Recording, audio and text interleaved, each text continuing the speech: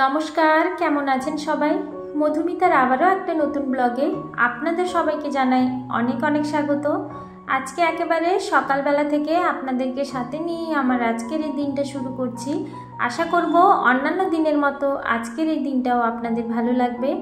সকালবেলা ঘুম থেকে ওঠার পরে নিজেকে একটু ফ্রেশ করে নিলাম, কারণ নিজে যদি আগে ভালো থাকি তাহলে কিন্তু সবাইকে ভালো রাখতে পারবো এবং সমস্ত কাজকর্ম ঠিকঠাকভাবে করতে পারবো।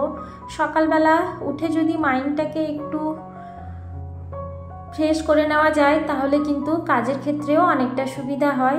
তো এই যে মানি প্ল্যান্ট গাছটা লাগিয়েছিলাম, প্রত্যেক দিন একটু সকাল বিকাল জল না দিলে গাছটা ঠিক হবে না, ওই জন্য গাছে একটু জল দিয়ে এবার ভালো করে একটু চুলটা বেঁধে নিচ্ছি, কারণ এই প্রচণ্ড গরমের মধ্যে ঘামের সাথে সাথে যদি চুলগুলো এসে এখানে সেখানে পড়ে মুখের মধ্যে কিংবা ঘাড়ের কাছে তাহলে কিন্তু প্রচণ্ড অস্বস্তিকর লাগে। ওই জন্য চুলটাকে একেবারে ভালো করে বেঁধে নিয়েছি যাতে চুল কোনো রকমভাবে আর বিরক্ত করতে না পারে, কারণ সবাই মিলে যদি একসাথে বিরক্তি করা শুরু করে তাহলে কিন্তু কোনো কাজই ঠিক মতো হবে না। এদিকে বিছানাটা গুছিয়ে নেব, ঘরের দরজা জানলাগুলো আগে খুলে দিচ্ছি যাতে ঘরের মধ্যে একটু আলো বাতাস চলাচল করতে পারে, কারণ সারা রাত ধরে তো দরজা জানলাগুলো বন্ধ থাকে, সকালবেলা উঠে একটু খুলেও না দিলে ঘরটা ঠিক ভালো লাগে না। আর বিছানাটা ঠিক মতো গুছিয়ে না রাখলে ঘরটা তো পুরো অগোছালো দেখতে লাগে। তার উপরে ছেলে তো আমার আছেই, ওর জন্য তো ঠিক মতো কোনো কিছু গুছিয়েই রাখতে পারি না। যাই হোক, ওর কাজ করবে, আমাকে আমার কাজ করে যেতে হবে। ঘরের মধ্যে বিছানাটা হচ্ছে কিন্তু মেন জিনিস, ওটাকেই যদি সুন্দর করে গুছিয়ে রাখা যায় তাহলে কিন্তু ঘরটা তেমন অগোছালো লাগে না। আর ঘরের মধ্যে ঢুকেই যদি বিছানাটা অগোছালো পড়ে থাকে তাহলে কিন্তু পুরো ঘরটারই সৌন্দর্য একেবারে নষ্ট হয়ে যায়।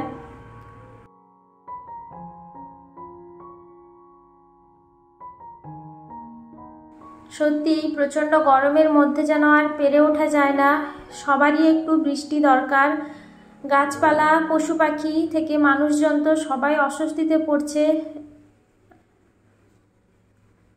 বৃষ্টি একটু না পড়লে ঘরের কাজকর্মগুলোতে ঠিক মন বসানো যাবে না, কিংবা ঘরের যে এক্সট্রা অনেক কাজ থাকে সেগুলো ঠিক করে উঠতে পারছি না আর কি।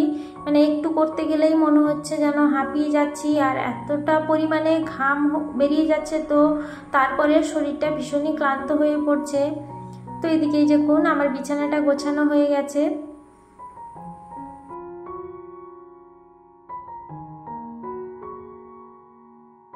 আসলে প্রত্যেকটা সংসারের কাজ কিন্তু অনেক থাকে, বাড়ির কাজ যেন শেষই হয় না। প্রত্যেক দিন ওই একই রকম কাজ করে গেলেও মনে হয় যেন এই কাজটার পরে আবার একটা কাজ পড়ে আছে। আর প্রত্যেকটা কাজকেই যদি ভালোবেসে হাসি মুখে আনন্দ সহকারে করা যায় তাহলে কিন্তু কোনো কাজেই ক্লান্তিবোধ আসে না। আর কাজকর্ম করলে শরীরও যেমন ভালো থাকে সেরকম মনটাও ভালো থাকে, কারণ কাজের মধ্যে যদি নিজেকে নিমজ্জিত করে রাখা যায় তাহলে বাইরের কোনো খারাপ চিন্তা কিন্তু মাথার মধ্যে এসে একেবারেই ঢোকে না। আর কাজের মধ্যে থাকলে ধরুন বাইরে কোনো আড্ডা দেওয়া কিংবা পরনিন্দা পরচর্চা এসব তো কোনো প্রশ্নই আসে না। তার উপর বাড়ির কাজকর্মের পাশাপাশি যেহেতু আমার একটা এক্সট্রা কাজ আছে, ওই কাজটার জন্য আমি কিন্তু খুবই খুশি, কারণ ওটাকে আমি ভালোবেসে করে যাব যতদিন পর্যন্ত আমি পারবো। ইউটিউবের কাজটা চালিয়ে যাব, কারণ ওটা করে দেখেছি আমি অনেকটা শান্তি পাই। আর যেদিন জানেন তো ভিডিও দিতে পারি না সেদিন মনে হয় যেন কিছুই, মানে একটা বিশাল বড় কাজ হয়তো আজকে পারলাম না, ওরকম মনে হয়।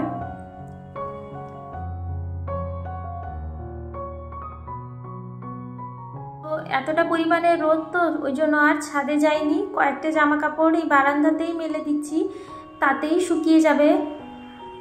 স্নান টান করে জামা কাপড় কেচে এবার চলে এসেছি রান্নাঘরে।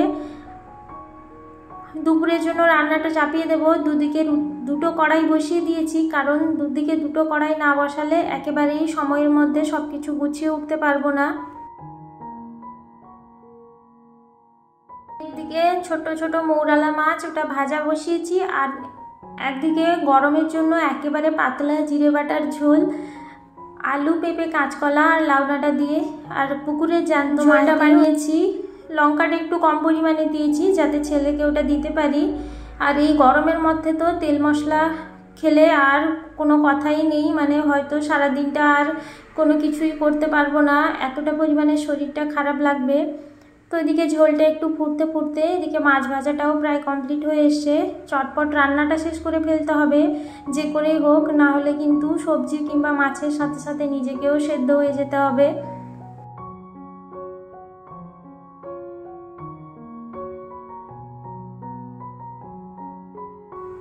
আর এদিকে বানাবো সর্ষে বাটা দিয়ে মাছের ঝাল।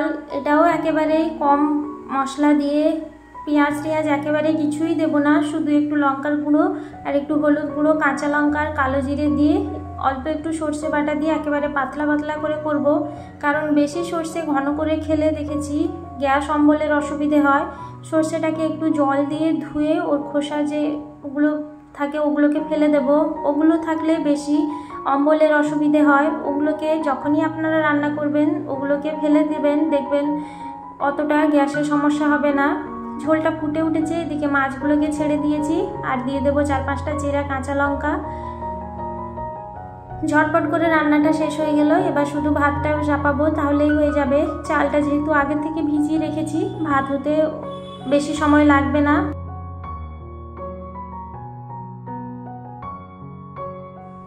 বন্ধুরা, আমার ব্লগ আপনাদের কেমন লাগছে অবশ্যই আমাকে কমেন্ট করে জানাবেন। আর আমার ব্লগ যদি আপনাদের কোথাও একটু ভালো লেগে গিয়ে থাকে তাহলে আমি আপনাদের কাছে অনুরোধ জানাবো আমার চ্যানেলটিকে সাবস্ক্রাইব করে আমার পাশে থেকে যাওয়ার জন্য।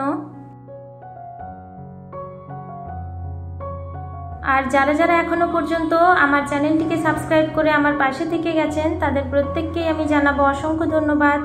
আপনারা এভাবেই আমার সাথে থাকুন, পাশে থাকুন, যাতে আমি সফলতার দিকে এগিয়ে যেতে পারি এবং মনের জোর বাড়িয়ে আমার এই কাজে সফল হতে পারি।